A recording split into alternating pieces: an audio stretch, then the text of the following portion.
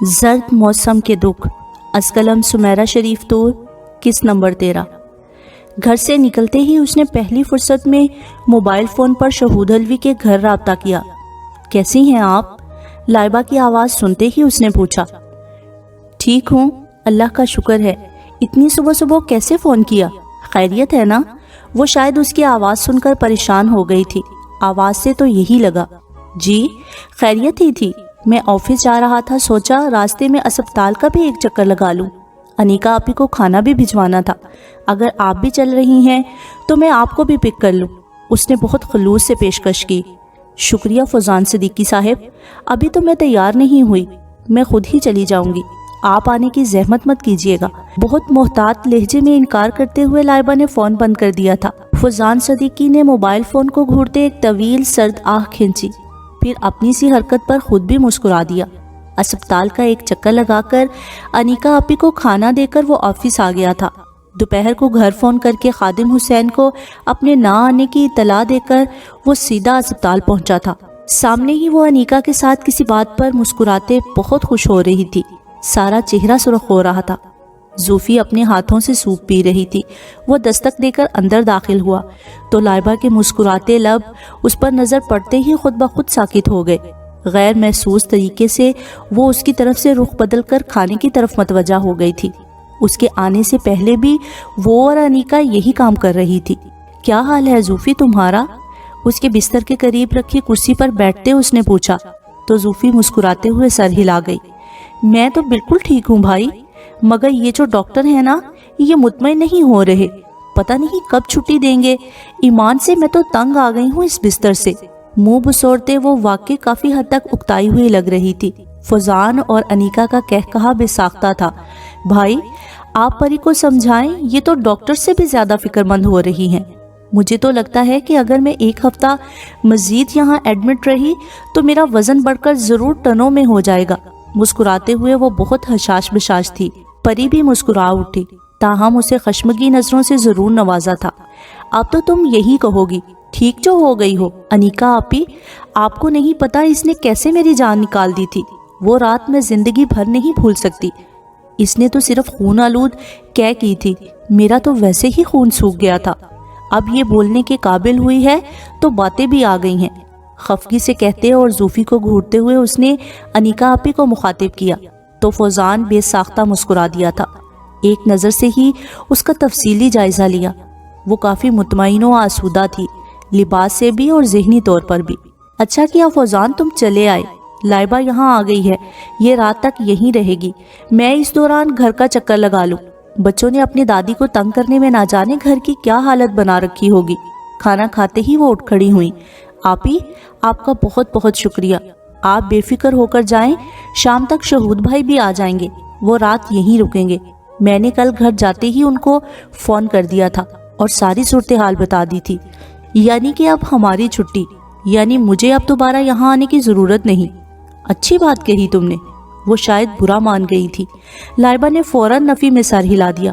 نہیں آپی، میرا یہ مطلب ہرگز نہیں تھا، آپ ساری رات یہاں گزار کر تھک گئی ہوں گی، پھر شاید کل یا پرسوں زوفی ڈسچارج بھی ہو جائے گی، میں تو بس اسی لیے کہہ رہی تھی۔ اگر آپ کو برا لگا ہے تو آئی ایم ریئلی سوری۔ شہود بھائی کے آتے ہی سارے مسئلے حل ہو گئے تھے۔ ان کے آنے کے بعد وہ بھائیوں والا مان جو اسے ان پر ہمیشہ سے تھا مزید بڑھ گیا تھا۔ انہوں نے آتے ہی اسے پہلے تو اطلاع نہ کرنے پر خوب ڈانٹا، پھر محبت و پیار سے سب ذمہ داریاں اٹھا لی۔ وہ ہمیشہ کی طرح اس دفعہ بھی اس محبت کے مظاہرے پر نہال ہو گئی تھی۔ 3 دن کے بعد ہی زوفی ڈسچارج بھی ہو گئی۔ ڈاکٹر کے اسپیشل ٹریٹمنٹ نے اسے خاصا بہتر کر دیا تھا۔ اس کے 1 ہفتے بعد ہی بھابھی اور وقاص بھی آ گئے، پھر سب کچھ بہتر ہوتا چلا گیا۔ انیکا آپی اس کے بعد بھی اکثر فون پر بات کر لیتی یا چکر لگا لیتی تھی، جبکہ جب تک زوفی اسپتال میں رہیں فوزان روز چکر لگاتا تھا۔ بعد میں گھر منتقل ہوتے ہی اس نے آنا چھوڑ دیا تھا۔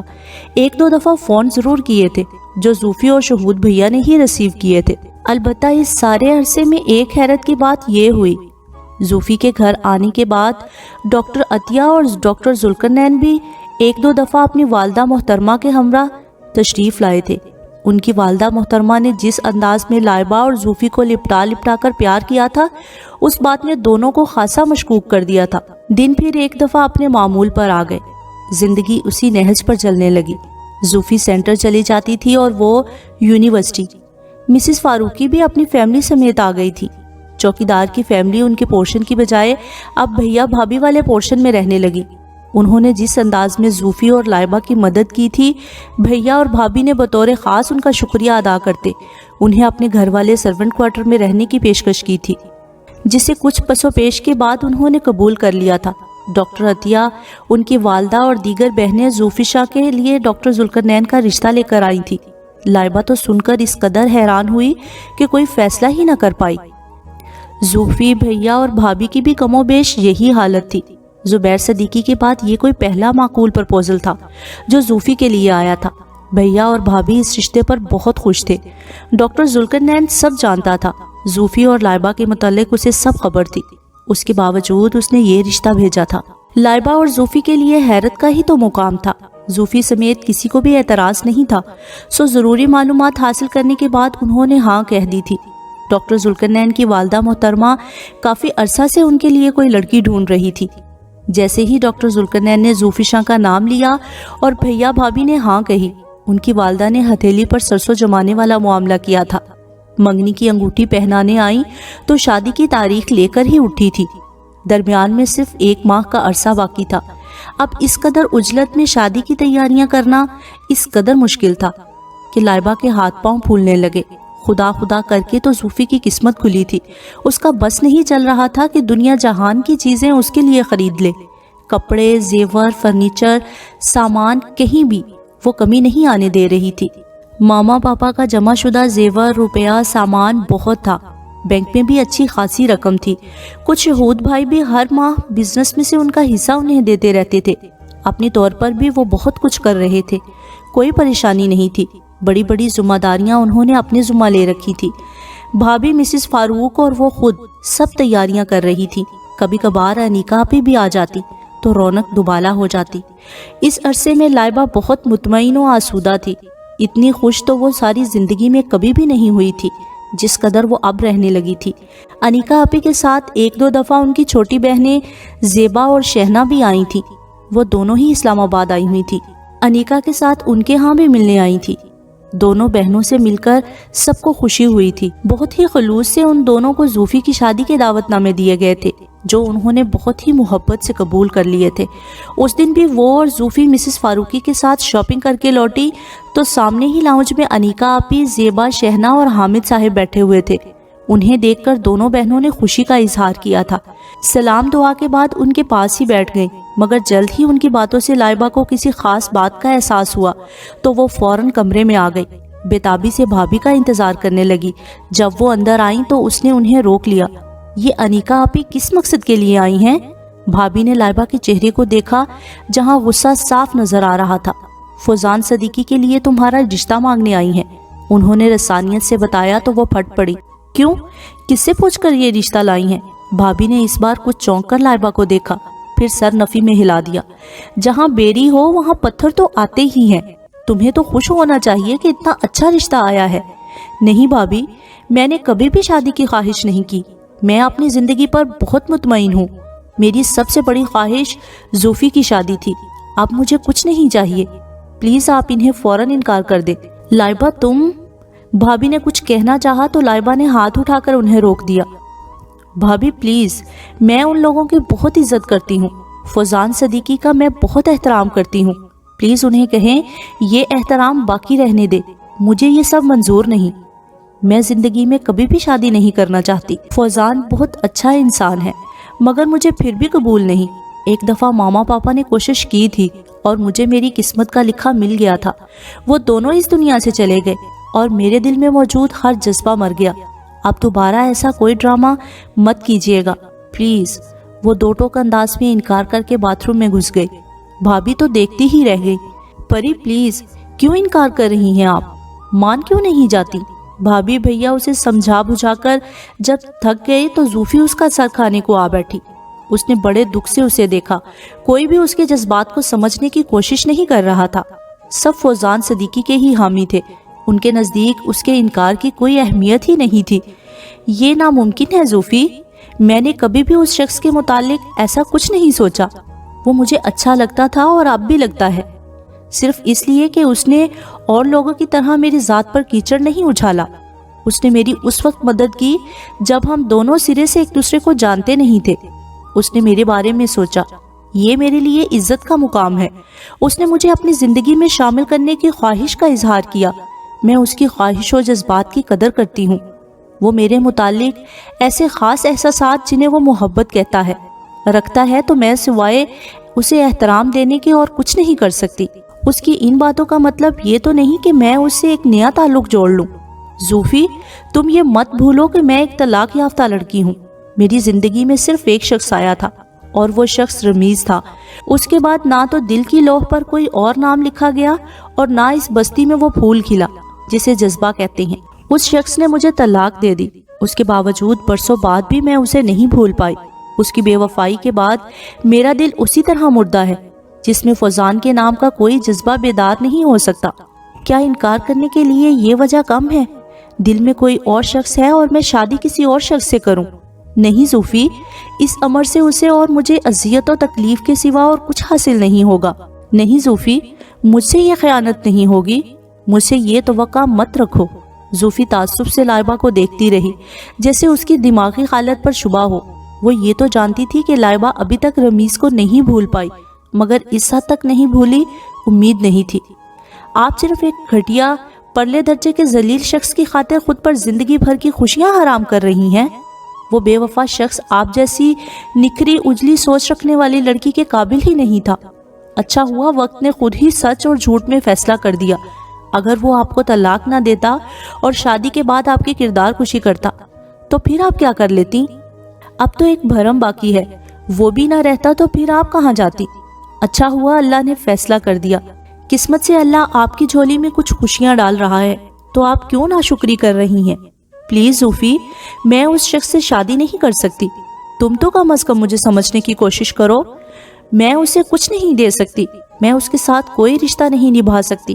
وہ بڑی شدت سے رو پڑی۔ زوفی نے اسے بازوؤں میں گھیر لیا۔ تم نے زبیر صدیقی کے لیے انکار کیا تو میں نے تمہیں مجبور نہیں کیا تھا، تم بھی مجھے مجبور مت کرو۔ پلیز زوفی، میری بات مان لو۔ پری، میں نے زبیر صدیقی کے لیے صحیح انکار کیا تھا۔ ہاں، مجھے اس کی شادی کا سن کر وقتی طور پر بہت دکھ ہوا تھا۔ یہ بھی سچ ہے کہ میں اس سے محبت کرنے لگی تھی، مگر اس کی بھی ایک وجہ تھی، اور وہ وجہ آپ اور فوزان بھائی تھے۔ مجھے صرف یہ دکھ چین نہیں لینے دیتا تھا کہ اگر میری وجہ سے آپ دونوں کی زندگی میں کوئی خوشی آ رہی تھی تو پھر میں نے اتنی خود غرضی کا مظاہرہ کیوں کیا؟ میں آپ دونوں کے ساتھ ناانصافی کیوں کر گئی؟ زبیر کے متعلق جو بھی جذبات تھے وہ بھی وقتی نہیں تھے۔ میں اسے شادی نہیں کرنا چاہتی تھی، یہ بھی حقیقت تھی۔ ڈاکٹر ذوالقرنین سے میرے اس فیصلے پر بات چیت بھی ہوئی تھی۔ وہ میرا مسئلہ سمجھ گئے تھے۔ انہوں نے اپنی پسندیدگی کا اظہار کیا تو میں نے پورے خلوص اور ایمانداری سے اپنے تجزیہ کے بعد آپ اور بھیا سے بات کرنے کو کہہ دیا۔ میں صرف اسی لیے راضی ہوئی ہوں کہ میں آپ کو کوئی دکھ نہیں دینا چاہتی تھی، اسی لیے اب آپ کو بھی میری بات ماننا ہوگی، ورنہ پری میں یہ شادی نہیں کروں گی۔ زوفی کی اس دھمکی پر اس نے اسے نہیں دیکھا تو وہ اٹھ کر چلی گئی۔ لائبہ کو اپنا آپ کسی گہرے کنویں میں گرتا ہوا محسوس ہوا۔ وہ زوفی کو اپنا موقف سمجھا کر تھک گئی تھی۔ وہ رمیز والی وجہ کو ماننے پر آمادہ نہیں تھی۔ اس کے نزدیک یہ سراسر حماقت تھی۔ کسی کی خاطر اپنی خوشیاں تیج دینا بے وقوفی ہی تو تھی۔ لائبہ کا دل اس بندھن پر بھی کسی طرح آمادہ نہیں تھا۔ ایک شخص اسے زندگی بھر کی خوشیوں سے بے اعتبار کر گیا تھا۔ اس نے صرف ایک شخص سے محبت کی تھی اور وہی اسے نفرت کرنے پر مجبور کر گیا۔ اس کے بعد اس نے نہ کبھی اپنے بارے میں سوچا تھا اور نہ سوچنا چاہتی تھی، اور اب تو وہ چاہنے کے باوجود فوزان صدیقی کے لیے کوئی خاص جذبات محسوس نہیں کر پا رہی تھی۔ وہ بہت خاموشی سے سب کام کرتی گئی۔ زوفی کی مایوں تھی۔ شادی کے 3 دن پہلے یہ فنکشن رکھا گیا تھا۔ دوسرے دن ڈاکٹر ذوالقرنین کے ہاں رسم تھی۔ درمیان کا دن فارغ تھا۔ زوفی اس سے فوزان کے لیے انکار پر ناراض تھی۔ دونوں ایک دوسرے سے نظریں چرائے اپنے اپنے کاموں میں مگن تھی۔ شام تک مہمان آنا شروع ہو گئے تو سب کچھ بھلا کر گھن چکر بن گئی۔ مسز فاروقی برابر اس کا ہاتھ بٹا رہی تھی۔ بھابھی مہمانوں میں مصروف تھی۔ وہ کمرے میں آئی تو زوفی منہ بنا کر بیٹھی ہوئی تھی۔ لائبہ کو اس کا پھولا ہوا منہ دیکھ کر ہنسی آ گئی۔ ارے لڑکی، یہ تھوبڑا شریف کیوں سوجا ہوا ہے؟ تھوڑی دیر بعد تو محترمہ کے سسرالے آنے والے ہیں، کچھ تو خیال کرو۔ آپ میرا خیال کر رہی ہیں جو میں آپ کا خیال کروں؟ کاٹ تار آواز لائبہ کے کانوں میں اتری تو اس نے اس کے پاس بیٹھ کر اس کا ہاتھ تھام لیا۔ بہت ناراض ہے میری پیاری گڑیا۔ آج کل زوفی پر ٹوٹ کر رو پا رہا تھا۔ کچھ فطری شرم و جھجک اور حیا نے اسے اور پربہار بنا دیا تھا۔ اپٹن اور موتیے کی مہک اس کے بدن سے اٹھ رہی تھی۔ سادہ، شرمایا، لجایا، انچھوا حسن لائبہ کو اس پر ٹوٹ کر پیار آیا۔ بے اختیار اس کی پیشانی چوم لی۔ مجھ سے بات نہیں کریں؟ زوفی نے ہاتھ کھینچ لیا۔ اس نے ایک بے بس نگاہ ڈالی۔ میں سچ کہہ رہی ہوں، اگر آپ نے ہاں نہ کہی تو میں نکاح کے وقت نکاح کی شرط ہی یہی رکھ دوں گی، پھر مجھے مت کہیے گا۔ زوفی شاہ اتنی ہی بے باک تھی، وہ کچھ بھی کر سکتی تھی۔ لائبہ نے اسے سختی سے ٹوک دیا۔ زوفی، حد میں رہو، ہر انسان کو اپنی زندگی جینے کا حق حاصل ہے۔ میں نے تم پر زبیر کے لیے زور زبردستی نہیں کی تھی اور نہ اب کر رہی ہوں۔ جو جی چاہے کرنا، مگر یہ بھی مت بھولنا تم اپنی حرکت کی ذمہ دار خود ہوگی۔ اپنی بات پر ضرور عمل درآمد کرنا، مگر یاد رکھو پھر کبھی میری تم شکل نہیں دیکھ سکو گی۔ اتنی محبت سے شروع کی جانے والی بات اس قدر بدمزگی پر آ کر ختم ہو گئی۔ لائبہ خاموشی سے اپنی بھیگی آنکھیں لیے کمرے سے باہر آ گئی۔ زوفی تو بس لائبہ کے سخت رویہ پر دیکھتی ہی رہ گئی تھی۔ باہر انیکا اور اس کی بہنیں حسب وعدہ آ گئی تھی۔ اگر درمیان میں فوزان کے رشتے والا معاملہ نہ ہوتا تو اب اس وقت اسے ان کی آمد کی سب سے زیادہ خوشی ہوتی۔ بہت بجے دل اور اوپری مسکراہٹ لیے ان سے ملی۔ تھوڑی دیر میزبانی کے فرائض نبھانے کے بعد اٹھ کھڑی ہوئی۔ وہ اندر زوفی شاہ کے پاس صرف کپڑے چینج کرنے گئی تھی، مگر زوفی کی بات پر اتنا غصہ آ گیا تھا کہ یوں ہی بنا کپڑے بدلے واپس آ گئی تھی۔ اب انہی مسئلے سلوٹوں والے کپڑوں میں وہ مصروف تھی۔ کئی بار چپکے اپنی آنکھیں بھی صاف کر چکی تھی۔ لائبہ کو اب اپنے سخت رویے کا احساس ہو رہا تھا۔ اب تو زوفی صرف 3 دن کی مہمان تھی، اسے اس کے ساتھ اس قدر سخت لب و لہجے میں بات نہیں کرنی چاہیے تھی۔ اپنی غلطی کا احساس ہوا تو کمرے میں آ گئی۔ زوفی رو رہی تھی۔ اس نے تڑپ کر اسے گلے لگا لیا۔ I'm sorry Zofi, really sorry. وہ اس کے بالوں میں انگلیاں پھیرتے ہوئے گلوگیر آواز میں بار بار یہی الفاظ دہرا رہی تھی۔ انیکا اندر داخل ہوئی تو اندر کا منظر دیکھ کر مسکرا اٹھی۔ ارے دلہن کا رونا تو سمجھ میں آ رہا ہے، تم کیوں نیر بہا رہی ہو؟ انیکا نے دونوں کو ایک دوسرے سے علیحدہ کیا۔ دونوں نے ہی ایک دوسرے سے نظریں چرائیں، اپنے چہرے صاف کیے۔ آپ تیار نہیں ہوئی؟ زوفی کا دھیان اس کے کپڑوں کی طرف گیا تو پوچھا۔ بس ہونے ہی والی تھی۔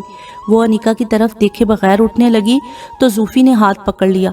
آپ نہا لیں، میں آپ کے کپڑے نکال دیتی ہوں۔ زوفی بھی اسی کی طرح خوش و غمی کی سی کیفیت میں مبتلا تھی۔ ماما پاپا کی کمی دونوں کو بڑی شدت سے محسوس ہو رہی تھی۔ لائبہ کچھ بھی کہے بغیر باتھ روم میں گھس گئی۔ پھر کمرے میں لوٹی تو انیکا نہیں تھی۔ اس نے شکر ادا کیا۔ زوفی کے منتخب کیے گئے کپڑے زیب تن کر کے آئینے کے سامنے کھڑے ہو کر اپنے بال سلجھانے لگی۔ زوفی نے اس کی خاطر مائیوں کے لیے یہ سوٹ خریدا تھا۔ عام معمول سے ہٹ کر رات کی تقریب کے لیے مہندی کا سوٹ تھا۔ کڑھائی سے مزین کام بہت خوبصورت تھا۔ مدتیں گزر گئی تھی اسے ایسے کپڑے پہنے ہوئے۔ اب تو وہ ہلکے رنگوں والے سادہ سے سوٹ پہنتی تھی۔ آج صرف اس لیے پہن لیا کہ زوفی محسوس نہ کرے۔ بالوں کی حسب عادت وہ عام سی چٹیا بنانے والی تھی۔ جب زوفی نے اس کے ہاتھ سے برش کھینچ لیا۔ میری شادی کی آپ کو ذرا بھی خوشی نہیں؟ مارے باندھے تیار ہو رہی ہیں، کم از کم آج تو ہیئر سٹائل بدلے۔ کچھ جتانے والا انداز تھا۔ کچھ کہنے کو لائبہ نے لب وا کیے، پھر بھینج لیے۔ جو بھی چاہتی ہو خود ہی کر دو، مجھے عام سے ہی تیار ہونا آتا ہے۔ وہ زوفی کا دل نہیں توڑنا چاہتی تھی۔ اس کی خاطر آئینے کے سامنے بیٹھ گئی۔ وہ اس کے بالوں کا سٹائل بنانے لگی تھی۔ فرینچ کم چٹیا دیکھ کر وہ بھونچکا ہی رہ گئی۔ یہ کیا بنا دیا ہے تم نے؟ اپنے سر پر ہاتھ مارتے ہوئے اس نے زوفی کو گھورا۔ وہ ستائشی نظروں سے سراہ رہی تھی۔ لائبہ کا دماغ گھومنے لگا۔ اور دست پری، آپ نے تو خواہ خواہ ہی خود پر پابندی لگا رکھی ہے۔ دیکھیں ذرا سا ہیئر سٹائل بدلنے سے آپ کتنی اچھوتی، منفرد اور پیاری لگ رہی ہیں۔ کتنا سوٹ کر رہا ہے اس سوٹ پر آپ کو یہ ہیئر سٹائل۔ چلے اب میں آپ کا میک اپ بھی کرتی ہوں۔ نہیں زوفی، بہت عجیب سا محسوس ہو رہا ہے یہ سب۔ عمر کے حساب سے یہ سب اچھا بھی لگتا ہے۔ مذاق بنواؤ گے تم میرا؟ ارے کیا مطلب ہے آپ کا؟ بھلا کیوں مذاق بنے گی؟ بوڑھی تھوڑی ہیں آپ۔ زوفی آنکھیں پھاڑے خود کو بوڑھا کہنے پر اسے گھور رہی تھی۔ میری عمر کا اندازہ تم بہتر طور پر کر سکتی ہو۔ آئینے کے سامنے سے اٹھتے اس نے اسے باور کرایا تو وہ پرتعسف نظروں سے دیکھتی رہی۔ 29 سال ہی تو صرف عمر ہے آپ کی، یہاں آج رات آپ سے ڈبل عمر کی خواتین ہوں گی جو آدھ کلو میک اپ تھوپے، 4 بالوں میں جدید ہیئر سٹائل بنوائے بوڑھی گھوڑی لال لگام کی مثال پر فٹ آ رہی ہوں گی، جبکہ آپ کی تو عمر ہی یہی ہے بننے سنورنے کی۔ آج آپ صرف میری بات مانیں گی، بیٹھے یہاں پر۔ اس نے لائبہ کو دوبارہ آئینے کے سامنے بٹھا دیا، پھر وہ نہ کرتی رہی۔ اس نے ایک بھی تو نہیں سنی تھی۔ اس نے لائبہ کو دوبارہ آئینے کے سامنے بٹھا دیا، پھر وہ نہ کرتی رہی۔ اس نے اس کی ایک بھی تو نہیں سنی تھی۔ میک اپ، گجرے، چوڑیاں، نیکلس، بندے، نہ جانے کیا علم غلم پہناتی گئی تھی۔ وہ تو آج اپنی اس کایا پلٹ پر ہی حیران تھی۔ وہ خود کو جتنا بھی کوس سکتی تھی اس نے کوس لیا۔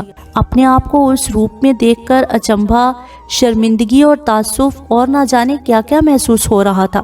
ماشاءاللہ، آج کی محفل صرف اور صرف آپ کے نام ہوگی۔ اسے مکمل طور پر تیار کر کے دوپٹہ سلیقے سے سر پر جما کر اس نے کہا تو وہ خود پر ضبط کرتے کرتے بھی جھنپ گئی۔ ایک مدت بعد وہ یوں اہتمام سے تیار ہوئی تھی۔ آخری مرتبہ وہ شاید نائمہ کی شادی پر ہی تیار ہوئی تھی۔ بہت اہتمام سے اپنے ہاتھوں میں مہندی لگائی تھی۔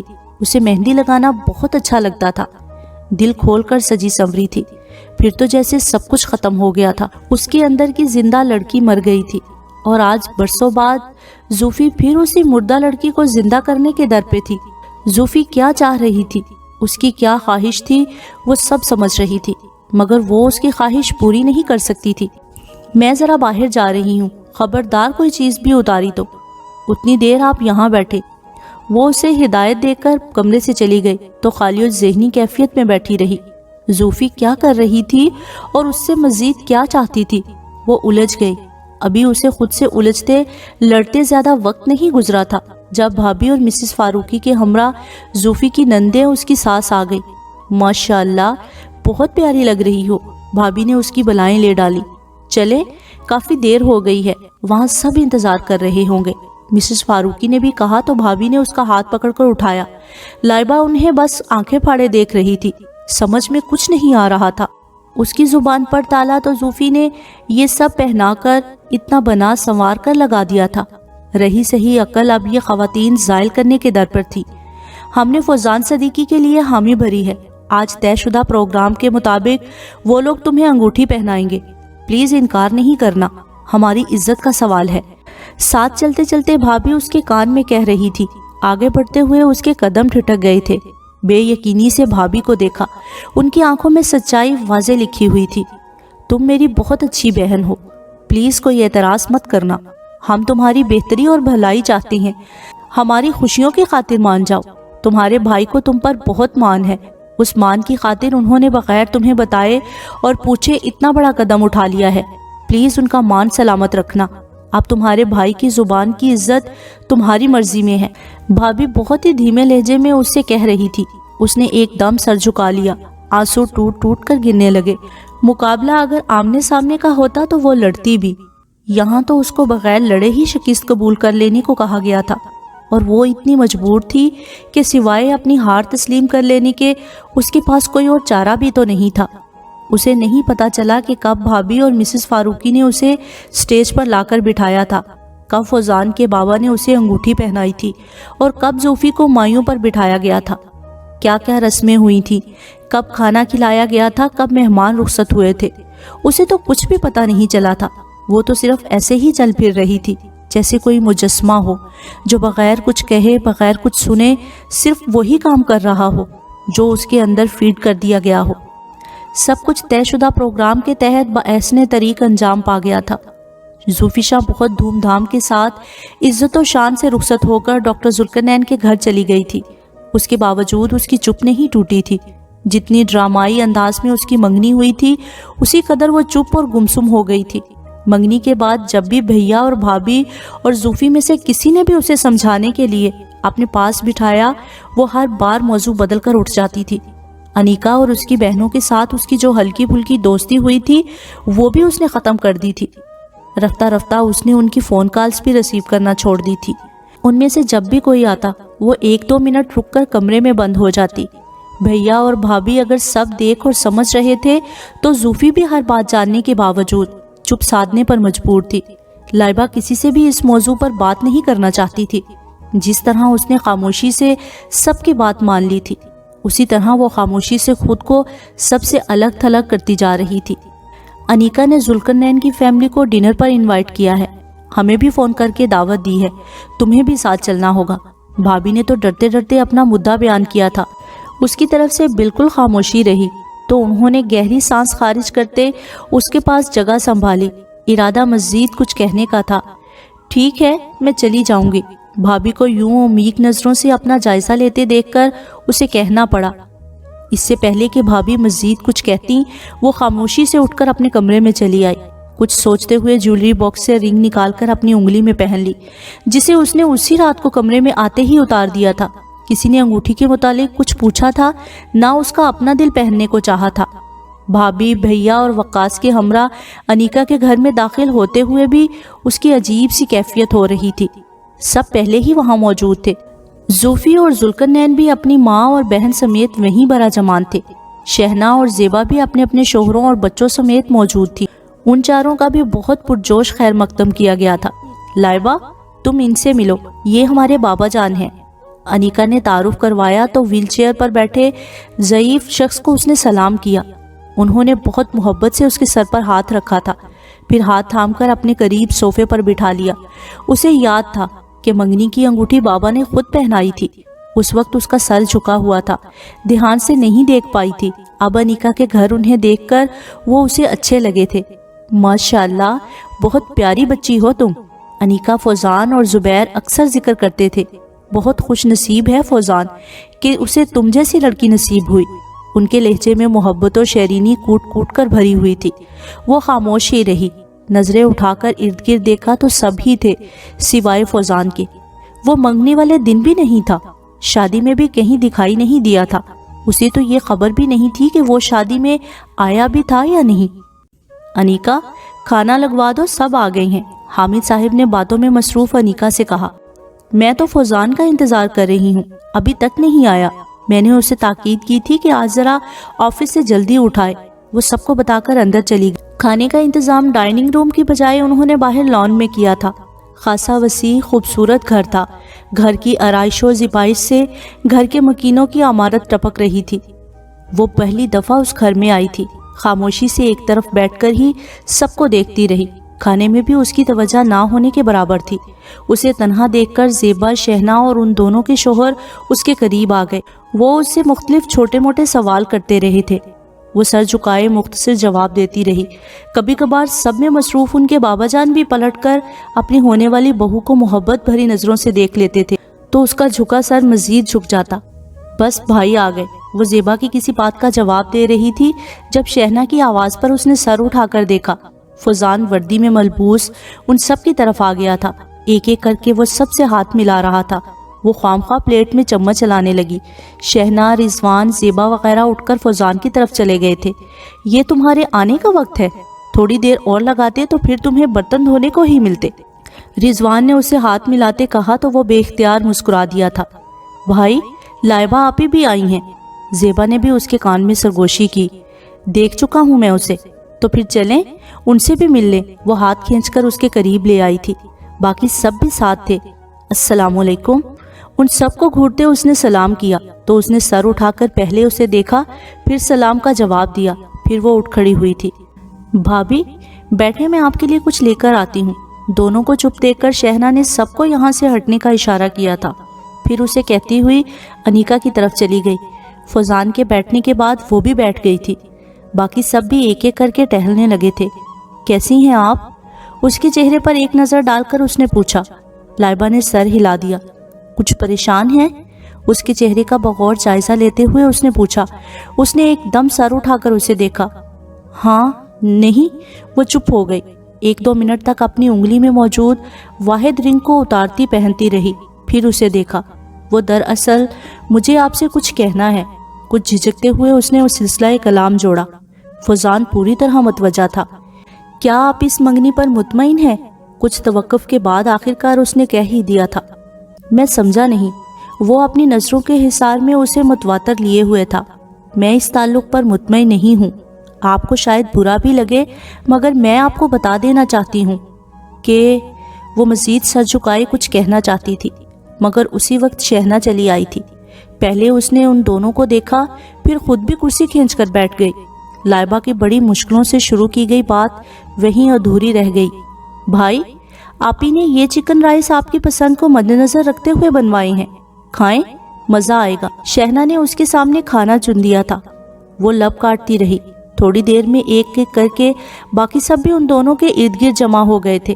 زوفی اور ذوالقرنین بھی ادھر ہی آ گئے تھے، جبکہ باقی سب ایک طرف باتوں میں مصروف تھے۔ یار، آج تو تم ڈنر سوٹ میں آ جاتے۔ اچانک کھانے کے بعد رضوان نے فوزان پر چوٹ کی تھی۔ وہ مسکرایا۔ کیوں؟ آپ ہی نے کیا شرط عائد کی تھی کہ صرف ڈنر سوٹ میں ہی ملبوس حضرات کو کھانا ملے گا؟ دیکھ لو، مجھے تو ویسے بھی مل گیا ہے۔ جواب برجستہ تھا۔ سب ہنسنے لگے تھے۔ یہ تو اچھی بات نہیں بھائی، ایک تو آپ اتنے لیٹ آئے تھے، دوسرا وہ بھی اس لباس میں۔ کم از کم اتنا تو یاد کر لیتے کہ آج آپ کے سسرالی بھی مدعو ہیں۔ یہ زوفی تھی جو لائبہ کے جھکے سر کو کانکھیوں سے دیکھتی ہوئی کہہ گئی تھی۔ لائبہ کا جھکا سر مزید جھکا تھا۔ اس نے اس شخص کے حوالے سے ایسا کچھ بھی نہیں سوچا تھا۔ جب آج یہ سب سہنا پڑ رہا تھا تو خاصا عجیب لگ رہا تھا، اور کچھ برا بھی۔ تم میرے سسرالیوں میں ہو یا بہنوں میں؟ فوزان نے اس کی بات کے جواب میں پوچھا تھا۔ دونوں میں۔ لائبہ کو پہلو بدلتے دیکھ کر اس نے مزید کہا۔ لائبہ کے لیے یہ جملے بازی ناقابل برداشت تھی۔ وہ کسی کو مزید کچھ کہنے کا موقع دیے بغیر اٹھ کھڑی ہوئی۔ Excuse me. وہ بغیر کسی کی طرف دیکھے وہاں سے نکل آئی تھی۔ لائبہ یونیورسٹی سے واپس لوٹی تو خاصی تھکی ہوئی تھی۔ گھر واپسی پر وہ مارکیٹ چلی گئی تھی۔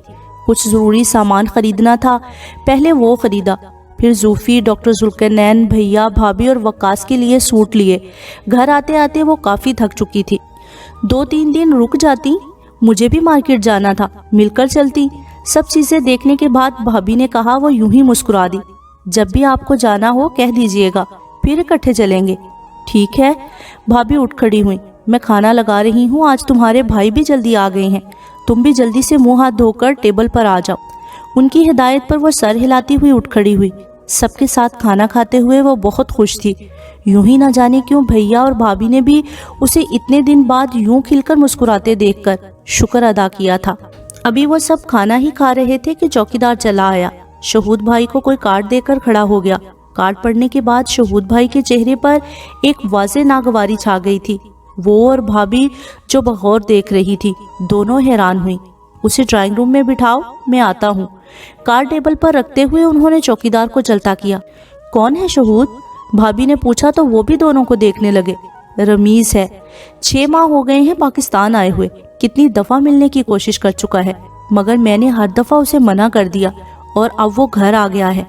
بھائی مختصراً بتا کر اٹھ کر چلے گئے تھے۔ بھابھی حیران ہو رہی تھی، اور چمچ لائبہ کے ہاتھ سے چھوٹ گیا تھا۔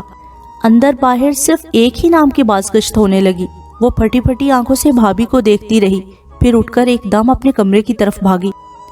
جب پھپھو نے فون پر طلاق دینے کی اطلاع دی تھی تو پاپا نے کتنا منع کیا تھا انہیں اس فعل سے۔ وہ فون پر روئے بھی تھے، مگر اس نے اپنا کہا سچ کر دکھایا تھا۔ پورے 1 ماہ بعد اس نے اسے طلاق کے کاغذ بھجوا دیے تھے۔ بابا وہ کاغذ دیکھ کر زندگی ہار گئے تھے۔ اس نے کتنی نفرت کی تھی اس ایک نام سے، جس کے ایک فیصلے نے پاپا کی جان لے لی تھی۔ شہود بھائی نے اسی وجہ سے پھپھو کی فیملی سے قطع تعلق کر لیا تھا، اور آج برسوں بعد اس گھر میں اسی ایک نام کی بازگشت ہونے لگی تھی، جس نے اس کی روح تک کو زخمی کر دیا تھا۔ وہ پاگلوں کی طرح روتے ہوئے چیزیں الٹ پلٹ کرنے لگی۔ اپنے مطلب کی تمام چیزیں سمیٹ کر وہ باہر آ گئی۔ یہ سب چیزیں نکاح اور اس کے بعد وقتاً فوقتاً رمیز اور اس کی ماں کی طرف سے آنے والے تحائف تھے، جو ابھی تک اس کی روح پر بوجھ بنے ہوئے تھے، جس میں حق مہر کی وہ رقم بھی تھی جو طلاق نامے کے ساتھ ہی موصول ہوئی تھی، جسے اس نے کبھی کھول کر بھی نہیں دیکھا تھا۔ بھابھی پلیز بھیا کو کہیں یہ سب چیزیں اس شخص کو دے دے۔ اپنے آنسو صاف کرتے ہوئے اس نے بریف کیس بھابھی کے سامنے رکھ دیا۔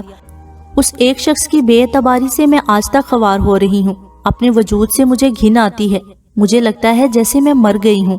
نہ مجھے اپنے احساسات سے آگاہی ہے اور نہ جذبات سے، اسے کہیں یہ سب لے جائے، بس مجھے میری زندگی لوٹا دے، میرے جذبے، میرے سب احساس لوٹا دے جنہیں اس نے چھین لیا ہے۔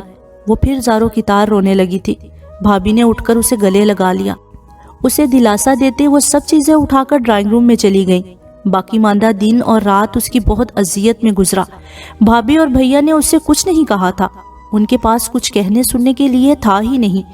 اگلے دن یونیورسٹی جانے سے پہلے وہ فون کے پاس آ گئی۔ السلام علیکم، میں لائبہ افتخار بات کر رہی ہوں۔ دوسری طرف سے جیسے ہی فون اٹھایا گیا اس نے فوراً کہا، جی میں نے پہچان لیا، خیریت؟ وہ پوچھ رہا تھا۔ میں آپ سے ملنا چاہتی ہوں، اس نے مزید کہا تو دوسری طرف کچھ دیر خاموشی رہی۔ ابھی؟ نہیں، جب بھی آپ کے پاس وقت ہو۔ ٹھیک ہے، میں رات کو آپ کے ہاں آ جاؤں گا۔ آئی ایم سوری، ابھی میں بہت مصروف ہوں۔ شکریہ، میں انتظار کروں گی۔ اس کے معذرت کرنے پر اس نے شکریہ کہتے ہی فون رکھ دیا۔ یونیورسٹی کے بعد وہ زوفی کے ہاں چلی گئی تھی۔ ساری دوپہر اس کے ساتھ گزار کر شام کو گھر لوٹی تھی۔ بھابھی کے ساتھ کچن میں کام کرتے ہوئے بھی وہ بہت منتشر سی رہی۔ رات کو کھانے کے بعد وہ اپنے کمرے میں بیٹھی ہوئی تھی جب بھابھی نے اسے فوزان کی آمد کی اطلاع دی تھی۔ اس نے خاموشی سے سنا تھا۔ بھابھی چلی گئیں تو وہ بھی تھوڑی دیر بعد لاؤنج میں چلی آئی۔ شہود بھائی اور وہ حالات حاضرہ پر تبصرہ کر رہے تھے۔ کہیں کہیں بھابھی بھی لقمہ دے دیتی تھی۔ وہ سلام کے بعد ایک طرف خاموشی سے بیٹھ گئے۔ کافی دیر بعد وہ جانے کے لیے کھڑا ہوا تو وہ بھی اٹھ کھڑی ہوئی۔ آپ کس لیے ملنا چاہتی تھی مجھ سے؟ بھیا نے اسے وہیں سے خدا حافظ کہہ دیا تھا۔ وہ اس کے ساتھ چلتے چلتے لان میں آ گئی تھی جب اچانک رکتے ہوئے فوزان نے لائبہ کی طرف دیکھا۔ اس دن انیکا آپی کے ہاں بھی موقع نہیں ملا، میں صرف آپ کو آپ کی یہ امانت واپس کرنا چاہتی تھی۔ اس نے مٹھی میں دبی مخملی سرخ ڈبیا اس کی طرف بڑھائی۔ فوزان نا سمجھی کے عالم میں اس کی طرف دیکھے گیا۔ میں خود کو آپ کے قابل نہیں سمجھتی۔ اتنے دن میں خود کو سمجھانے میں مصروف رہی کہ شاید دل میں کہیں گنجائش نکل آئے۔ آپ اس رشتے پر مطمئن ہو سکتے ہیں، مگر میں نہیں۔ میں نے بہت سوچا، بہت سمجھایا خود کو، مگر اس کے باوجود خود کو آپ کے ساتھ چلنے پر راضی نہ کر پائی۔ I'm sorry. Fauzan Siddiqui اب بھی چپ سادے اسے دیکھ رہا تھا۔ وہ اس کے سامنے ہتھیلی پھیلائے ڈبیا اٹھا لے جانے کی منتظر تھی۔ میں اس انتہائی فیصلے کی وجہ دریافت کر سکتا ہوں؟ کافی دیر بعد جب وہ اس کے چہرے سے کچھ بھی کھوجنے میں کامیاب نہ ہوا تو ایک گہرا سانس کھینچتے ہوئے اسے پوچھا، کیا یہ وجہ کافی نہیں کہ میرا دل اور ذہن یہ انگوٹھی پہننے اور آپ کی پسندیدگی سے باخبر ہونے کے باوجود آپ کے ساتھ ساری عمر گزارنے پر آمادہ نہیں ہوا؟ میں آپ کی عزت کرتی ہوں اور خواہش ہے کہ یہ تعلق ہی عزت کے ساتھ نبھ جائے۔ مزید کی گنجائش میں نہیں نکال پائی۔ وہ اب بھی بہت سنجیدگی سے اس کی طرف دیکھتے ہوئے کہہ رہی تھی۔ فوزان نے اس کی بات کے اختتام پر بہت خاموشی سے انگوٹھی اٹھا لی۔ پھر لائبہ رکی نہیں تھی، ایک دم بھاگتے ہوئے اندر آ کر اپنے کمرے میں بند ہو گئی۔ نیکسٹ ایپیسوڈ کے لیے میرے چینل کو سبسکرائب کر لیجئے اور بیل نوٹیفیکیشن دبانا بالکل نہ بھولیں تاکہ نیکسٹ ایپیسوڈ بر وقت آپ تک پہنچے، اور اپنا فیڈ بیک دینا مت بھولیے گا۔ مجھے آپ کے فیڈ بیک کا انتظار رہے گا۔ شکریہ۔